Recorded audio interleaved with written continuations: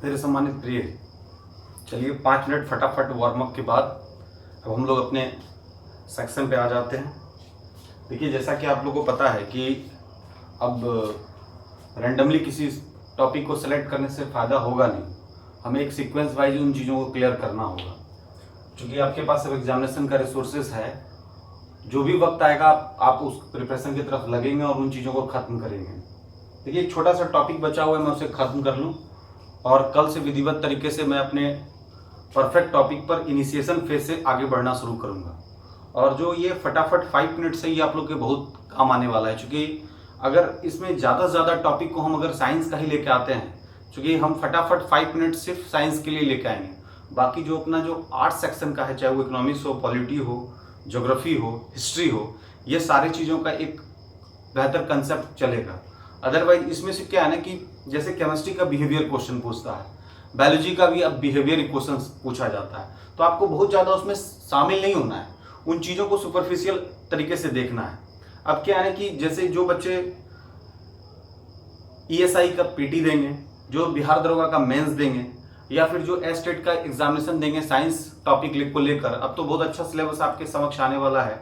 क्योंकि bio section वाले से 50 बायो का क्वेश्चन, 50 केमिस्ट्री का क्वेश्चन और 50 उसकी जनरल एबिलिटी टाइप की यानी कि रीजनिंग टाइप का क्वेश्चन, और फिर कुछ उसके एप्टीट्यूड टाइप के सवाल पूछे जाएंगे जो उससे शैक्षणिक व्यवस्था से संबंधित होंगे। तो खैर, जो भी हो, उन सिलेबस पे नहीं जाना। हमारा जो दायित्व है कि GS के सेक्शन को एक बेहतर तरीके से आपके समक्ष प्रस्तुत करें, मैं उसे करने जा रहा हूँ। चलिए हम लोग इसको अब आगे बढ़ाते हैं, क्योंकि बहुत दिनों के बाद मैं इस अरेंजमेंट को लेकर बहुत कॉन्शियस था और खुद मैं अपने वीडियो को बना रहा था। अब तक आपको पता नहीं होगा, मैंने इससे बीच में 8-10 वीडियो बनाया है, लेकिन खुद मैं देख करके जब खुद सेटिस्फाइड नहीं हो पा रहा हूँ, तो मैं आपको कहाँ से सेटिस्फाइड कर पाऊँगा।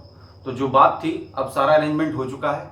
मैं आपको जो वायरस का सेक्शन बचा हुआ था उस पर थोड़ा हम चर्चा कर लें, क्योंकि पिछले क्लास में आप लोग को वायरस के बारे में बताए भी थे। याद होगा आप लोग को कि वायरस का कंसेप्ट हमने कहा था। इसमें हमने इसको वायरस को बांटा भी था, प्लांट के सेक्शन में, एनिमल के सेक्शन में, और एक हमने कहा था कि कभी कभी ये जो बैक्टीरिया पर भी आ जाता है, इसको हम लोग बैक्टीरियोफेज बोलते हैं। तो ये माइक्रोब्स के ऊपर माइक्रोब्स का कंसेप्ट हमने बताया था। तो आज तो चूंकि ये मामला हम लोग के लिए काफी कहा जा सकता है कि अभी जो वर्तमान में जो परिस्थितियां हमारे सामने चल रही है, उस परिस्थिति में तो हम लोग एक ही बात कह सकते हैं कि हम लोग के दिमाग में ये एक चीज आकर के अटैच हो गया कि आखिर ये कोविड-19 का सेक्शन है क्या।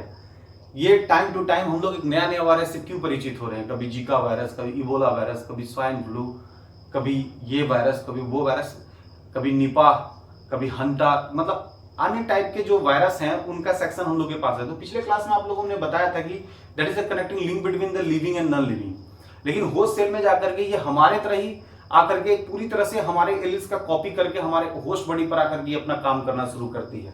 तो हमने यह भी आपसे बात किया था कि ये इसका जो न्यूक्लियस है उसमें DNA RNA का दोनों का कंसेप्ट होता है। तो हमने प्लांट के, एनिमल में और बैक्टीरिया के तीनों के केस में आपसे डिस्कस किया था। हमने यह भी कहा था कि देखिए, वायरस का जो एक मात्र फाइनल जो रिजल्ट होगा, जैसे बोला जाता है कि भाई चलो उसमें एंटीबॉडी डेवलप कर गया, उसके खिलाफ वो फाइट कर लिया था, कुछ प्लाज्मोथेरेपी का काम किया जाएगा। ठीक है, प्लाज्मोथेरेपी का काम किया जाएगा, लेकिन वो फाइनल कंक्लूजन हम लोग के लिए नहीं है। हम लोग के लिए फाइनल कंक्लूजन है कि इसका जब वैक्सीन हम लोग के पास तैयार हो जाएगा, तभी हम इससे फाइट कर पाएंगे। और रही बात कि हमारा खुद का इम्यून सिस्टम, तो हार्ड इम्यून सिस्टम हम लोग में डेवलप होना आवश्यक है। और हमने पिछले क्लास में आप लोग को बताया था कि हार्ड इम्यून सिस्टम यानी जो आपका इम्यून खुद का है, जो किसी चीज से आप बहुत अच्छे तरीके से फाइट कर पाते हैं, वो तभी पॉसिबल हो पाएगा जब आपके बॉडी का जो केमिकल कंपोजिशन है वो एकदम बैलेंस होगा। क्योंकि आपको पता होना चाहिए कि जो हार्मोनल चेंजेज होता है, जो हार्मोन का सेक्शन है, जिससे हमारा बॉडी कंट्रोल एंड कोऑर्डिनेट होता है, ये सारी क्रियाविधि में, इस पूरे मैकेनिज्म में केमिकल कंपोजिशन का एक बहुत बड़ा योगदान है, कंट्रीब्यूशन है। तो हम लोग कह सकते हैं कि इन चीजों को हम लोग थोड़ा आगे बढ़ाएं, इसके पूरे प्रोसेसिंग को समझें। तो क्या जो लोगों के दिमाग में कंफ्यूजन चल रहा है कि आखिर क्या करना पड़ेगा, क्या हमें इसके साथ जाना पड़ेगा। तो देखिए, सबसे बड़ी बात है कि हमारे हाथ में सिर्फ हमारा अपने इम्यून को मजबूत करने का एक सिस्टम है, और उसके मजबूती के लिए आपको पता होना चाहिए कि प्राचीन भारतीय इतिहास ने हमें एक बेहतर दिया, हमें ही नहीं पूरे विश्व आज उसको फॉलो कर रही है। उस कंसेप्ट में जो षड दर्शन का कंसेप्ट था, उसमें से योग, जिसको पतंजलि ने इंट्रोड्यूस किया था, आज उसी पतंजलि के द्वारा योग का कंसेप्ट हम लोग के लिए सबसे ज्यादा महत्वपूर्ण माना जा रहा है। तो योग का भी एक सही डायरेक्शन है।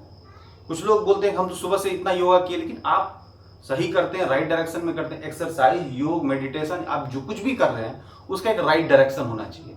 तो उस राइट डायरेक्शन के लिए आपको करना क्या है, तो सबसे पहले आपको ये जानना पड़ेगा कि कौन सा आसन कैसा होता है, उससे क्या क्या फायदे होते हैं। ऐसा नहीं कि रेंडमली आप कुछ भी कर रहे हैं तो मसल्स आपका कैसे भी ग्रो अप कर रहा है या कैसे भी आपके शरीर में कुछ एक्टिविटीज हो रहा है। तो देखिए सारी चीज़ों का एक तो ऑप्शन है कि आप जो हम लोग का जो जिसको हम लोग बोलते हैं वॉक सिस्टम, उसका तो कोई सब्स्टिट्यूट है नहीं, लेकिन आप कुछ एक्सरसाइज कर सकते हैं। अभी हाल ही में मैंने एक वीडियो देखा, हमारे यहाँ ही एक बच्ची थी जो बहुत दिनों से हमारे मैनेजमेंट को देख रही थी और बहुत बेहतर कर रही थी। इधर उसने एक पथिक फिटनेस करके अपना वीडियो लॉन्च किया है, बहुत अच्छा। हमने देखा तो हमें बहुत अच्छा लगा भी कि वो एक्चुअल राइट डायरेक्शन को बता रही है कि सही में योगा किया कैसे जाता है और उससे फायदे क्या है। तो कभी आपको मौका मिले तो उस पथिक फिटनेस को भी आप देख सकते हैं कि इम्यून सिस्टम को या फिर अपने बॉडी को डेवलप करने के लिए हम लोग कैसे कैसे कार्यों को कर सकते हैं। तो चलते हैं हम लोग इस काम को आगे बढ़ाते हैं। तो अब इस चीज को समझने के लिए आपको नहीं लगता है कि हमें सबसे पहले एक सेक्शन को जानना पड़ेगा जिसको हम लोग बोलते हैं साइटोलॉजी। क्योंकि हम रेंडमली अगर किसी चीज को बताएंगे तो ठीक है आप रट लीजिएगा, लेकिन रटने से आपको कोई फायदा है नहीं। क्योंकि देखिए अभी तो माहौल इस तरह से बना हुआ है कि लोग इस सेक्शन में आते नहीं है, और इस सेक्शन में आते भी हैं तो रेंडमली कुछ इनिशिएशन वाला बात करते हैं जिससे आपको कोई बेसिक फायदा होने नहीं जा रहा है। हम चाहते हैं कि आपको बिहेवियर इंफॉर्मेशन भी मिल जाए, आपका मेंटल लेवल भी बहुत अच्छा हो जाए, मैच्योरिटी माइंड में आ जाए कि आपको करना क्या है। दूसरी बात कि आपका सवाल भी बहुत अच्छे तरीके से आप पकड़ पाए, क्योंकि लोग पढ़ लेते हैं DNA, RNA, ribosome, Golgi body, plasma membrane, उसको रट रहे हैं, इसका खोज इसने किया, उसका खोज इसने किया, बस खोज के चक्कर में रहते हैं। बाकी उसके जो आइडेंटिफाइंग कैरेक्टर है, उसका जो कंपोजिशन है, उसका जो मेन फीचर है, उसको लोग समझ नहीं पाते। तो हमें लगता है कि अगर इस वायरस को सही मायने में हमको समझना होगा, सही मायने में इसे एक बेहतर तरीके से समझ डेवलप करना पड़ेगा, तो हमें सबसे पहले क्या करना पड़ेगा कि एक टॉपिक बाय टॉपिक हम लोग को समझना पड़ेगा। और चूंकि आपको पता है कि आज जेनेटिक इंजीनियरिंग हम लोग के यहाँ बहुत टॉप पे चला गया है, हर जगह हम लोग इसकी बात करते हैं कि भाई डीएनए का क्या कंसेप्ट है, आरएनए का क्या कंसेप्ट है। इसके बाद हम लोग बात करते हैं जीनोम क्या है, जीन क्या है, स्टेम सेल किसको बोलते हैं, ये सब अक्सर सुनते होंगे। म्यूटेशन कैसे होता है, म्यूटेशन में क्या क्या चीज़ों को देखने में, जीन सिंथेसिस क्या है, कोडोन क्या है, जेनेटिक कोडोन की क्या बात है, एलिल्स कौन है, कौन इनिशिएशन है, हिस्टोन प्रोटीन क्या है, ये बहुत सारी बातें चलती है। तो रेंडमली अगर सब बातों को हम करेंगे तो फिर आपको थोड़ा सा दिक्कत होगा। तो हम एकदम आराम से इसको हम लोग बोलते हैं कि जीरो लेवल से लेके चलते हैं, पूरा समझना है बात को। अब देखिए साइटोलॉजी में हम लोग को पता है कि सबसे पहले किसी भी चीज, कोई भी सेल, चूंकि आपके शरीर का यूनिट कौन है, आपके शरीर का यूनिट कौन है, सेल। सेल अगर यूनिट है तो ये सेल एग्रीगेट करके किसका फॉर्मेशन करता है, टिश्यू का। टिश्यू फिर आपके ऑर्गन को बनाएगा, फिर एक बॉडी को तैयार कर देगा।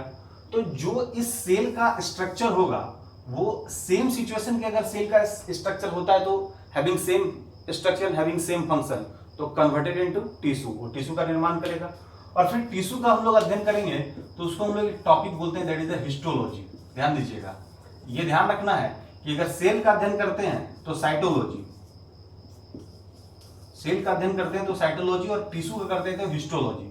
तो ये दोनों पर आप लोग का पकड़ होना चाहिए। हिस्टोलॉजी टिश्यू का स्टडी है और साइटोलॉजी में सेल का। अब हम लोग इसको थोड़ा सा आगे की ओर बढ़ाते हैं कि आखिरकार हम लोग को अप्रोच करना कैसे है। तो एकदम ये चूंकि फाउंडेशन है, फटाफट 5 मिनट्स तो है नहीं, लेकिन आपको हर दिन फटाफट 5 मिनट, और साइंस का सेक्शन है और जितना साइंस का सेक्शन है उस 5 मिनट के फटाफट में ही आप लोग को क्लियर कर देंगे। बाकी रहा जो आर्ट सेक्शन का, इकोनॉमिक्स में बहुत अच्छा कंसेप्ट आ गया है। अभी तो देश का जो अर्थव्यवस्था उस पर हम लोग बात करेंगे और उन चीज़ों को हम लोग आगे भी बढ़ाएंगे। लेकिन सबसे पहले हम लोग चलते हैं, एक थोड़ा सा काम करते हैं कि इसका पूरा कंसेप्ट क्लियर कर लें। देखिए है क्या कि सबसे पहले अगर हम लोग देखते हैं यहाँ पर, अब फिगर बहुत अच्छा मत बना लेंगे, ये नहीं सोचना कि स्पाइरल है, एलिप्टिकल शेप है, लगता है सर ब्रह्मांड बताएंगे, वो सब नहीं है। इसको समझिएगा न्यूक्लियस का ही मेम्ब्रेन है। अब इसके ऊपर में एक लेयर आप इस तरह से बना सकते हैं, एक लेयर, और नीचे से एक लेयर इसको बनाइए, ये दूसरा लेयर। बस एक इसका आप कह सकते हैं कि एक छोटा सा स्ट्रक्चर आप खींचिए, बस आपको ज्यादा कुछ करने की जरूरत है नहीं, स्ट्रक्चर खींच रहे हैं बस इसी तरह से।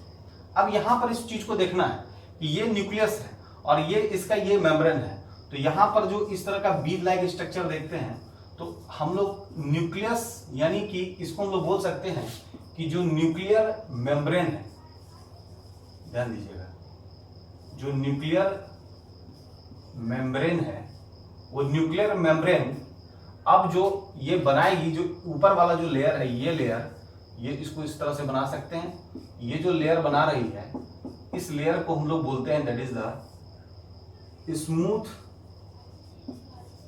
इंडोप्लाज्मिक, अक्सर क्वेश्चन पूछता है, इंडोप्लाज्मिक रेटिकुलम। यानी इंडोप्लाज्मिक रेटिकुलम को दो पार्ट में बांटते हैं, एक है स्मूथ इंडोप्लाज्मिक रेटिकुलम और एक है रफ। तो ये जो रफ है ना, ये रफ, इसको हम लोग बोलेंगे that is the rough endoplasmic reticulum, यानी इसको हम लोग बोल सकते हैं that is the rough endoplasmic reticulum. तो दो हो गया, एक स्मूथ हो गया SER और एक हो गया RER। अब यहाँ पे सोचना है कि स्मूथ किसके सिंथेसिस में मदद करता है, दो क्वेश्चन पूछता है, और रफ किसके सिंथेसिस में मदद करता है। तो रफ इंडोप्लाज्मिक रेटिकुलम जो है ना, वो प्रोटीन के सिंथेसिस में मदद करता है। तो प्रोटीन से आप लोगों को पता है कि बड़ी बिल्डिंग मटेरियल है, और आप लोगों को यह भी पता होगा कि इस प्रोटीन का निर्माण में इसके यूनिट के तौर पर कौन आता है, एमिनो एसिड्स।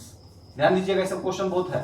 तो 20 अमीनो एसिड्स और इसके डेरिवेटिव्स मिलकर के प्रोटीन का निर्माण करते हैं। और अगर एमिनो एसिड्स को हम लोग तोड़ते हैं तो ये आता है कार्बन, हाइड्रोजन, नाइट्रोजन और ऑक्सीजन। मतलब छोटे तोड़ दिए, प्रोटीन को तोड़े एमिनो एसिड्स में उसका यूनिट, और एमिनो एसिड्स को हम लोग देखते हैं तो कार्बन, हाइड्रोजन, नाइट्रोजन और ऑक्सीजन। क्योंकि आप लोगों को पता है कि देखिए, हमने बार बार बात किया था कि केमिकल कंपोजिशन का, तो पक्का है कि हमारे शरीर में प्रोटीन, कार्बोहाइड्रेट और लिपिड, ये तीनों का एक अपना कंपोजिशन और सारी चीजों का जो नेचर है वो इसी के अनुसार बनेगा। जैसे हमारे शरीर में प्रोटीन को पचाने के लिए पेप्सिन है, एक प्रकार का प्रोटीनस है। जैसे इंसुलिन एक हार्मोन है जो बीटा सेल से निकलता है, जो पेनक्रियाज निकालती है। देखिए पेनक्रियाज में क्या है ना, उसके दो पार्ट हैं। एक पार्ट जो है ना वो एंडोक्राइनोलॉजी में आता है, जो मात्र 2% है, उसमें 3 सेल है, अल्फा, बीटा और डेल्टा, और बाकी 98% जो है ना वो डाइजेस्टिव एंजाइम को निकालती है। वो सारे प्रोटीनस ने, वो सारे जो है ना, वो सारे एंजाइम को निकालती, जो एंजाइम का काम है दैट इज द कैटलिस्ट।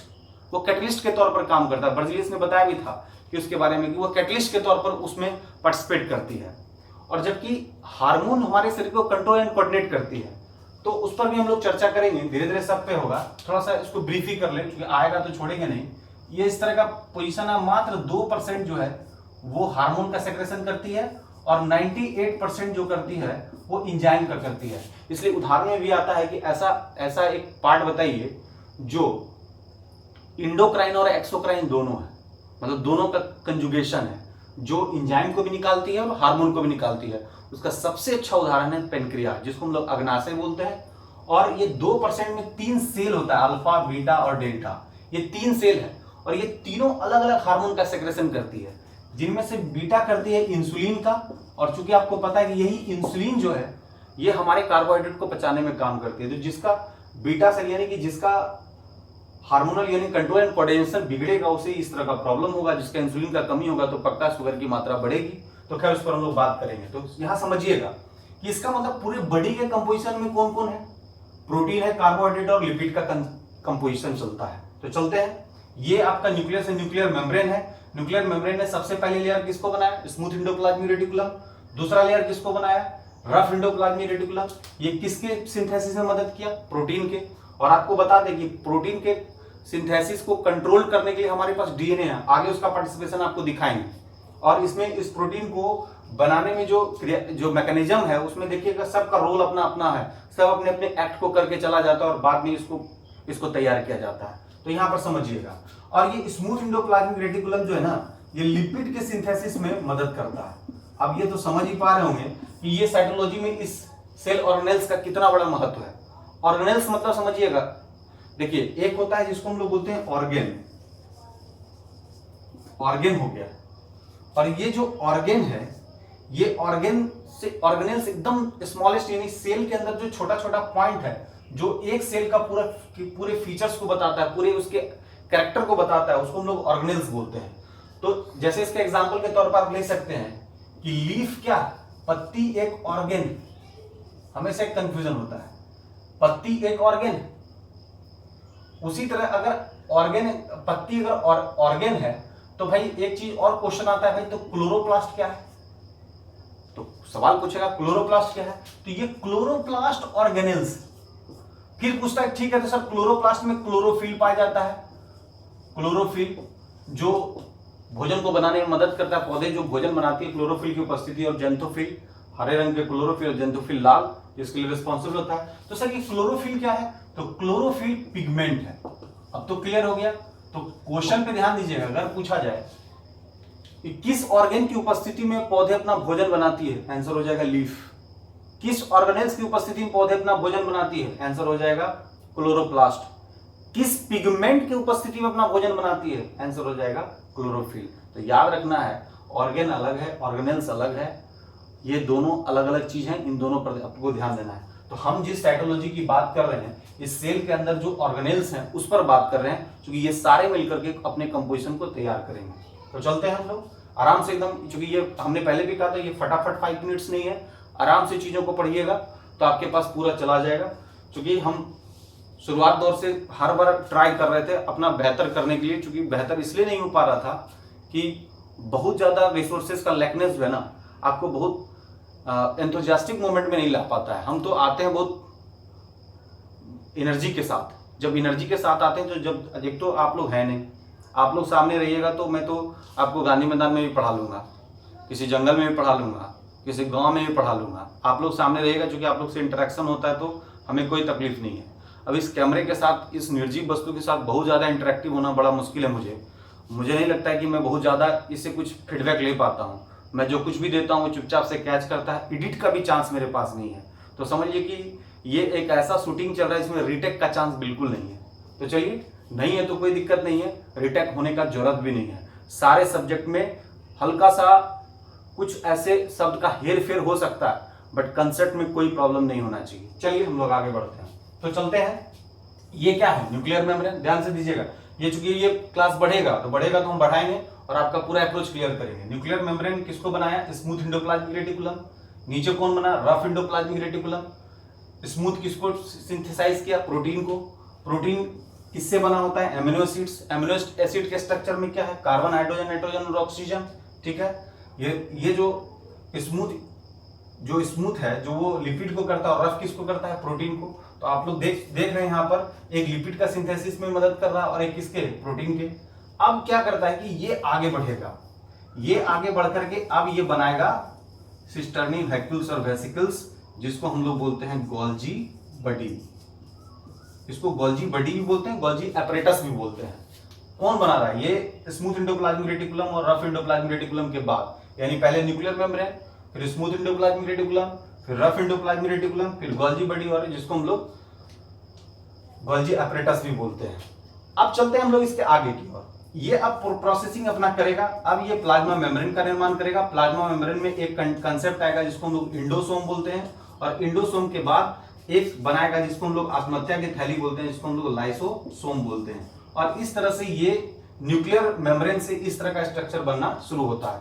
तो हम लोग कह सकते हैं कि न्यूक्लियर मेम्ब्रेन के बाद SER के बाद RER के बाद गोल्जी बॉडी के बाद प्लाज्मा मेम्ब्रेन के बाद इंडोसोम के बाद लाइसोसोम। ये एक सीक्वेंस आप समझ सकते हैं। अब यहां पर इन चीजों को समझिएगा कि इस पूरे अप्रोच के बाद ये प्लाज्मा मेम्ब्रेन क्या है। तो प्लाज्मा मेम्ब्रेन को बस समझिए कि जैसे दूध उबालते हैं, दूध को थोड़ी देर के लिए छोड़ देते हैं तो उस पर एक छाली नुमा रचना बनती है, जिसको हम लोग जो सेमी परमेबल मेम्ब्रेन जिसको हम बोलते हैं, जिसकी परमिबिलिटी होनी चाहिए ताकि वो अपने आयंस और जो उसके पास मटेरियल उसका आराम से एक्सचेंज कर पाए, उन चीजों को करती है। तो इसका कंसेप्ट आता है PLP, यानी ये बना जो प्लाज्मा मेम्ब्रेन है इसको प्रोटीन, लिपिड और प्रोटीन, इसको फास्फोलिपिड प्रोटीन बोलते हैं। ये PLP के कंसेप्ट में रहता है। तो इस तरह से आप लोग के पास एक साइटोलॉजी का कंसेप्ट आ गया है। अब हम लोग को ढूंढना क्या है, देखिए आप GS पढ़ रहे हैं, आप एकदम साइंस में आपको घुसना नहीं, उसे कंपोजिशन में नहीं जाना, आपसे नॉर्मल सवाल पूछेगा। आप पूछेगा सर GS में भी इससे क्या क्या सवाल पूछ सकता है, तो आपसे सवाल यहाँ पर पूछा जाएगा कि सबसे पहले न्यूक्लियर मेम्ब्रेन है, न्यूक्लियर मेम्ब्रेन किसको बनाया, smooth endoplasmic reticulum. Smooth endoplasmic reticulum के बाद क्या बना, रफ एंडोप्लाज्मिक रेटिकुलम। इससे क्या बना, गोल्जी एपरेटस प्लाज्मा मेम्ब्रेन, इसमें एंडोसोम का कंसेप्ट आया। उसके बाद फिर क्या बना, लाइसोसोम। और इस तरह से पूरे साइटोलॉजी का कंसेप्ट हम लोग देख सकते हैं। अब इसमें हम लोग को थोड़ा सा आगे बढ़ना है, करना क्या है इस पर थोड़ा ध्यान दें। थोड़ा मिटा लें इसको।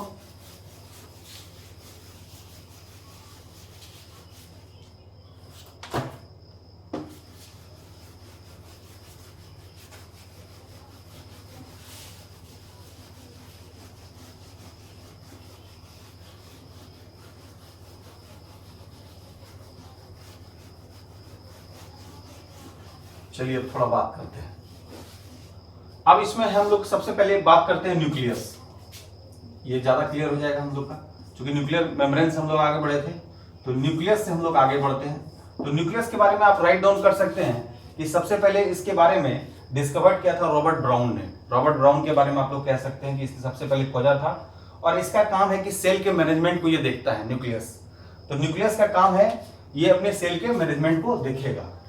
अब इसको हम लोग थोड़ा सा एक चीज करके देख सकते हैं कि अगर ये सेल है तो सबसे पहले देखिएगा एक पतला नुमा धागा नुमा रचना आती है, जिसको हम लोग बोलते हैं दैट इज द क्रोमेटिन, बोलते हैं क्रोमेटिन।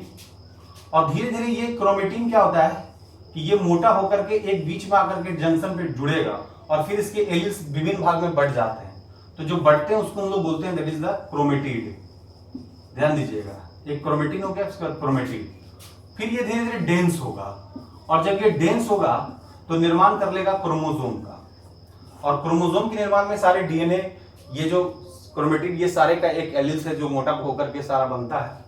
अब ये क्रोमोसोम को हम लोग देखेंगे तो यही जो क्रोमोसोम है, इसी क्रोमोसोम के कंसेप्ट में हम लोग डीएनए कंपोजिशन के तौर पर समटाइम आरएनए भी देख सकते हैं, और हम लोग जीन के कंसेप्ट को देखेंगे। तो चूंकि आपको पता है कि जीन क्या है, जेनेटिक मटेरियल है, यूनिट जेनेटिक मटेरियल है, यही हमारे आनुवंशिक गुणों का वाहक है, यानी हमारे पीढ़ी दर पीढ़ी जो जाता है। जैसे क्रोमोसोम के बारे में देखिएगा, जैसे हम लोग कंसेप्ट रखते हैं कि 22 प्लस XX और 22 प्लस XY, तो ये तो मेल का है, आप लोगों को पता ही होगा, और ये फीमेल का। तो जो पार्टिसिपेशन ऑफ द X और XY है, ये डिटरमिनेट करता है कि भाई मेल है या फीमेल है। बाकी ये सारे ऑटोसोम है, जो जिसको हम लोग वेजिटेटिव बोलते हैं, जो ग्रोथ में मदद करता है।